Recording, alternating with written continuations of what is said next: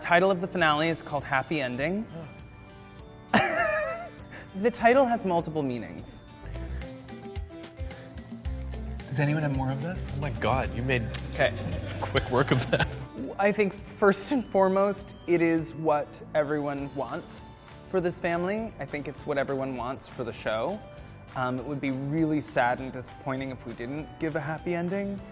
And then, of course, there is quite literally a happy ending that occurs during a massage that adds some levity to a pretty intense episode.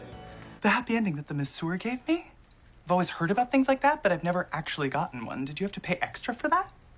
I didn't pay for a happy ending. I paid for a massage. He gave you a happy ending on our wedding day? I thought you wanted that.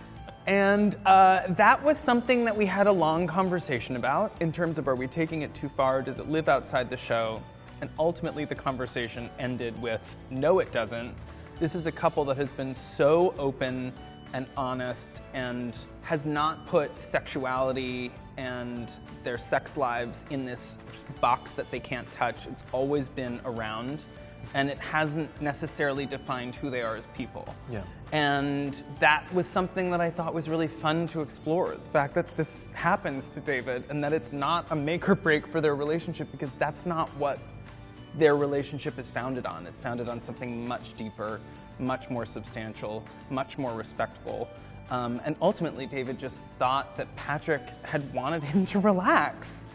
So he accepted, and you did give him an envelope of cash and said, treat him well. I hope that if I were in this situation that I would be as generous of spirit as Patrick is in the situation. I can't say with a lot of confidence that I would be, but I do think it's one of my favorite things about that person and about this relationship is that they're sort of like willing to see it from the other person's perspective and have a sense of humor about it.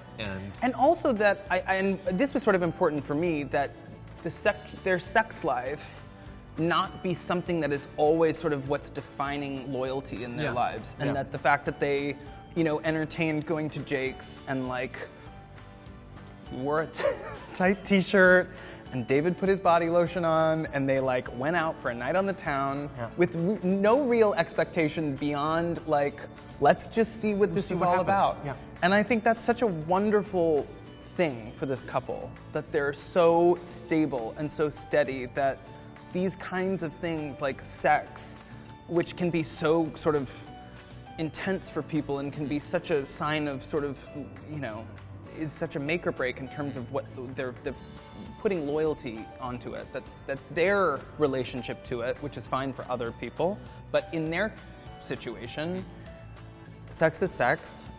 Presumably it's all going well, and whatever happens, happens. And it was clearly a miscommunication. Yeah. Oh yeah. On their wedding day. But David agreed to the location. So we got some negotiation out of it. Yeah, some great problem solving actually. I thought it was such a funny and special way to sort of have, it's very Schitt's Creek. Yeah. To throw a wrench into a situation like a wedding and have someone get a happy ending on a wedding day. That to me feels very, very them. Alexis is wearing a wedding dress to David's wedding. That was something that I knew from the very beginning.